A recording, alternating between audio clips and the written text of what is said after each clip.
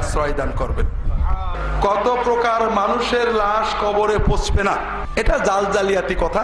কবরে লাশ পচবে না শুধু নবীদের, এটা হাদিসে প্রমাণিত।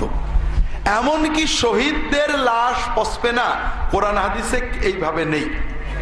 বাকি কারোর লাশ পচতে পারে, কারোর লাশ আল্লাহ কারামতি দিয়ে না পচাতে পারেন। অনেকে বল অলিদের লাশ পচবে না। আরে অলি ডাকে, সব মুসলমানই তো আল্লাহর অলি। অলি বলে কোনো আলাদা ক্যাটাগরি নেই।